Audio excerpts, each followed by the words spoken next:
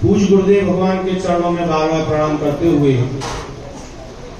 व्यास पीठासीन पूज्य गुरुदेव भगवान के पूज्य व्यास जी महाराज के चरणों में बार बार प्रणाम करते हुए और आप सभी के हृदय में बैठे हुए भगवान श्री राधा कृष्ण को बार बार प्रणाम करते हुए, आप सभी भक्तों को बार बार प्रणाम करते हुए मैं एक निवेदन आपके बीच में करना चाहूंगा कि आप सभी पुण्यात्मा हैं, क्योंकि पुण्यात्मा नहीं होती, पुण्य हमने नहीं किए होते तो आज हम लोग वृंदावन में बैठकर के कथा श्रवण नहीं कर रहे होते।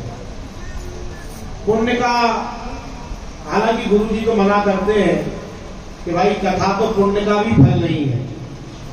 पुण्य से तो धन मिल जाएगा, संपत्ति मिल जाती है, पुण्य से शौहरत मिल सकती है, इज्जत मिल सकती है, स्वर्ग मिल सकता है, लेकिन पुण्य से कथा नहीं मिल सकती। पुण्य करने वालों को कथा नहीं मिलती। अरे तो किसको मिलती है? तो संत कैसा कहते हैं कि जिस पर भगवान की विशेष कृपा होती है, जिस पर भगवान की दृष्टि होती है, उसी को कथा मिलती है, उसी को कथा श्रवण करने के लिए मिलती है। तो आप सभी के ऊपर विशेष कृपा है, भगवान की दृष्टि है, भगवान की। अच्छा, भगवान कृपा करने में पात्र कुपात्र नहीं देखते हैं कि इस पर कृपा करनी, इस पर नहीं करनी, ऐसा नहीं देखते। एक पिता की दो संतान है और दोनों ही, कोई सम्मुख है कोई विमुख है, लेकिन माता पिता दोनों संतानों के साथ बराबर विवाह करेंगे। क्यों? क्योंकि उनके लिए तो वो पुत्र ही रहेगा, चाहे कैसा भी हो। दोनों के साथ जिस प्रकार माता पिता का व्यवहार बराबर होता है, उसी प्रकार भगवान भी किसी में भेद नहीं करते। भगवान के लिए भी सब बराबर है, चाहे कोई पुण्यात्मा हो और चाहे कोई पापात्मा हो। पर आप देख सकते हैं कि रावण जैसे व्यक्ति के साथ क्या करना चाहिए था, क्या करना चाहिए था? सोचिए, जो अपनी पत्नी को उठा करके ले गया हो, जो मेरी पत्नी को उठा के ले गया हो, कोई व्यक्ति कितना क्रोध में आ जाएगा, क्या क्या नहीं करेगा। लेकिन ऐसा रावण सामने खड़ा है और भगवान उसे कह रहे हैं, अरे दशानन, हे दशग्रीव, हे महाराजा दिलाज, ऐसे ऐसे शब्द कह करके भगवान बात करते हैं। क्यों? क्योंकि भगवान की दृष्टि में सब सम है और भगवान किसी पर कहीं भी कभी भी कृपा कर सकते हैं। तो ठाकुर जी ने आपको चुन लिया है ना। जैसे बगिया में फूल चुनने के लिए जाते हैं, फूल खिले हुए हैं, प्लेट हमारे हाथ में लगी है और फूल चुनते हैं हम लोग कि आज ये जाएगा, आज ये जाएगा। इसी प्रकार मानो भगवान निकले हो चुनने के लिए और भक्तों की बगिया में से आप जैसे फूल चुन करके और भगवान ने यहाँ वृंदावन में चढ़ा दिया। भगवान ने आपको चुन लिया है, अब आपकी मर्जी है कि आप उनको अपनाओ या मत अपनाओ। वृंदावन आने के बाद, कथा सुनने के बाद जीवन बदलना चाहिए, जीवन में परिवर्तन आना चाहिए। यदि वही के वही रहे, वही सोच रही, वही दिमाग रहा, वही करनी रही, वही कथनी रही, तो महाराज सब मेहनत बेकार हो जाएगी। कैसी बेकार हो जाएगी? कि जैसी गुरुदेव कहते हैं कि मंजे कुंजन शौचवत, जैसे एक हाथी निकलता है मस्त झूमता हुआ और जाकर के सरोवर का स्वच्छ जल देखता है, अपनी सूंड में भर भर के, देखा कभी हाथी के स्नान करते हुए? देखा? हमने तो टीवी पे देखा, सच में तो नहीं देखा, लेकिन हाँ मैंने टीवी पे जरूर देखा है। तो सूंड में भर भर के और फुब्बारे के फुब्बारे, फुब्बारे के फुब्बारे, इतना स्नान करता है। वैसे जानवरों में दो ही ज्यादा नहाते हैं, पता है कौन कौन? तो एक भैंस और एक हाथी। भैंस को भी पानी बहुत पसंद है और दूसरा हाथी।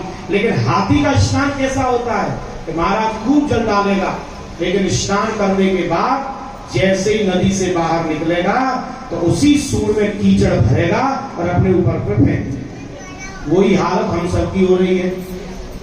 खूब 7 दिन गोता लगाए, राधे राधे राधे राधे राधे राधे, लेकिन जैसे ही घरे पहुंचे सबरी राधे राधे, गुरुजी तेरा तुझे समर्पण, क्या लागे मेरा, है ना। पल्ला झाड़ कथा, जैसे खड़े होते हैं कपड़े झाड़ते हैं, गंदगी तो नहीं लग गई और उसी के साथ कथा भी झाड़ देते हैं, जो यही की यही रहेगा। ऐसी कथा हम लोग न सुने। हमारा कर्म फलीभूत हो। लोग आते पत्रकार मुंह पे माइक लगा लगा के पूछते हैं, महाराज जी क्या चक्कर है, आप लोग इतनी कथाएं कर रहे हैं लेकिन फिर भी समाज में बदलाव क्यों नहीं आता? तो मैं उनसे एक ही बात कहता हूं और ये बात अकाट सत्य है। यदि पढ़े लिखे हो, भगवान ने बुद्धि दी है तो दिमाग में नोट कर लेना, हृदय में नोट कर लेना, और यदि कोई बात भूल जाते हो तो जरा गांठ बांध लेना कि पंडित जी ने गांठ बंधवाई थी।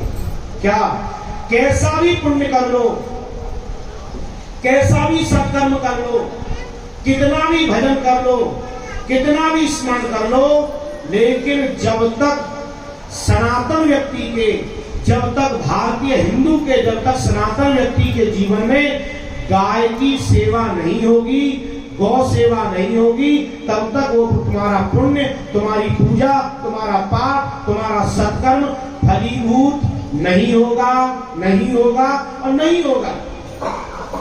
ये बात आप लिख लीजिए, मैं आपको लिख करके दे रहा हूं। इतने पूजा पाठ हो रहे हैं, घर घर में पूजा, घर घर में पाठ, और कोरोना के बाद से तो आप देख ही लो, जब से कोरोना गया महाराज, तब से तो महाराज अच्छे अच्छे नास्ते मेरे आस्ते बनाते देखे, दाढ़ी बढ़ गई, चंदन लग गया, अच्छे अच्छे नास्ते बदल गए कोरोना के बाद। तो महाराज लेकिन सफल क्यों नहीं हम लोग हो रहे? उसका एक ही कारण है कि अभी हमारे जीवन में गौ सेवा नहीं, गाय की सेवा नहीं है। जिन गायों का हमारे बुजुर्गों ने खाया है, मैं आपसे प्रश्न करूं कि पड़बाबा तो छोड़ो, आपके बाबा क्या करते थे? चलो बाबा शायद शहर में, लेकिन पड़बाबा क्या करते थे? तो हम सब लोग कहीं ना कहीं से किसान ही निकलेंगे। क्यों? ज्यादा से ज्यादा बाबा शहर में आ गए होंगे, पड़बाबा क्या बोले? हम सब कहीं ना कहीं किसान निकलेंगे। खेती थी और हमारे बुजुर्गों ने बैलों को जोत जोत कर खेत जोते हैं महाराज, उन बैलों से खेती करिए और अन्न खाया है। आज भारत में अन्न की कमी नहीं है। कमी है अन्न की? बताइए आप। हाँ या ना तो बोली नहीं है, नहीं है ना। दुनिया भर का अन्न नहीं अन्न होता, दुनिया भर का गेहूं, दुनिया भर की सरसों, दुनिया भर की दलहन होती है, लेकिन फिर भी क्या उस अन्न से हम सुखी हैं? पहले अनाज ज्यादा होता था कि कम होता था? बता। कम होता था, थोड़ी थोड़ी खेती होती थी, लेकिन उम्र कितनी होती थी? कोई 100 साल जी रहा, कोई 102 साल जी रहा। आज बोरे के बोरे भरे भंडार में, लेकिन उम्र बोले कब पता नहीं कौन चल दे। उसका कारण क्या है? बोले महाराज एकमात्र कारण है, जब से भारत की संस्कृति में से, भारत की पूजा में से, हमारे जीवन से, जिस दिन से गाय को हमने बाहर कर दिया, दुत्कार दिया, उसी दिन से हम लोग रोगी हो गए, उसी दिन से हमारे सारे पूजा पाठ बेकार हो गए, सारे पूजा पाठ हमारे विस्फल हो गए। ये गोवर्धन जी रखे हैं, यदि इन्हीं गोवर्धन को गाय के गोबर से नहीं बनाया, किससे बनाओगे? मैं प्रश्न करता हूं, बताओ मुझे। अरे मुझे उत्तर तो दो, गोवर्धन कहां से बनाओगे? अरे महाराज जी नहीं मिलेगा तो भैंस को ले आएंगे, है ना। गोबर का गोबर, कहां में कहा, ऐसे शब्द बोलने वाले लोग। मैं सही बताऊं तो कुछ नुकसान हमारी बुजुर्गों ने भी हमारा किया है। कुछ नुकसान उन बुजुर्गों ने किया है जिन्होंने गाय के गोबर की कीमत नहीं समझी। कुछ नुकसान उन बुजुर्गों ने किया है जिन्होंने गाय की कीमत नहीं समझी। देसी, सही बताऊं तो हमको भी एक उम्र के बाद पता लगा कि जर्सी और देसी गाय में अंतर होता है। छोटे छोटे थे तो एक लक्ष्मी नाम की गाय थी, बड़ी सुंदर थी। एक दो जर्सी गाय भी रहती थी पहले, पता नहीं था लोगों को। तो जर्सी गाय देखने में बेकार लगे और लक्ष्मी बड़ी सुंदर लगती थी। पूरा हमारे मोहल्ले में जो माताएं बैठी हैं सब जानते हैं लक्ष्मी कैसी गई आती।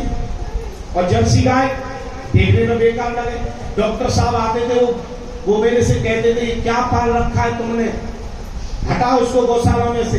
तो गुरुदेव भगवान के संकल्प से आनंदवन गौशाला में से सारी जर्सी नाम के पशु को हटा दिया गया। एचएफ, जर्सी और दोगली ये पूजा के योग्य, क्या बोलो, जोर से बोलो, नहीं है। ये पशु है, जानवर है। अब ये थोड़ा ही है कि गाय जैसा जो दिखेगा उसी की पूजा हो जाएगी। ऐसे तो हिरण भी दिखता है, नीलगाय भी गाय जैसी दिखती है। गाय मतलब शुद्ध भारतीय नस्ल की देसी गौ माता, जिसके गले में झूलती हुई कम्बल हो और जिसके गले में कुक्कुट हो। तो ज्यादा समय हो जाएगा, मैं बहुत लंबी बात नहीं करूंगा, बस एक ही बात आपसे हाथ जोड़ के निवेदन करूंगा। मैं चाहता हूं आपका भला हो और मेरा कोई उद्देश्य नहीं। क्या चाहता हूं? भला हो। आपके मटके में छेद है ना? जो पुण्य भर रहे हो जिस मटके में, जिस मटके में सत्कर्म आप जिस मटके में डाल रहे हो, जिस घड़े में आप पुण्य भर रहे हो, आपको पता ही नहीं उसमें छेद है। मैं आज उसकी मरम्मत करने के लिए आया हूं। मेरी बात मान ली तो अभी के अभी मरम्मत हो जाएगी। वो घड़ा जिसमें से तुम्हारा पुण्य बहा जा रहा है, वो घड़ा जिसमें से तुम्हारा सत्कर्म समाप्त हो रहा है, जिसकी वजह से तुम्हें किसी पूजा पाठ का फल नहीं मिलता, उसको यदि लगाना है, उसको यदि बंद करना है, एक बात मान लो बस। क्या? बोले कहीं भी रहो, किसी भी स्थिति में रहो, कोई तुम्हारी शर्त हमें स्वीकार नहीं है, कोई मतलब नहीं हमें। तुम बीमार हो कि तुम्हारे पास समय नहीं है, हमें उससे कोई मतलब नहीं। मैं बस एक बात जानता हूं कि तुमको हर स्थिति में मरते दम तक, जब तक तुम्हारी श्वास चल रही होगी, तब तक तुम्हें गाय की सेवा करनी है और करनी है। इसके अलावा हमें कुछ नहीं पता।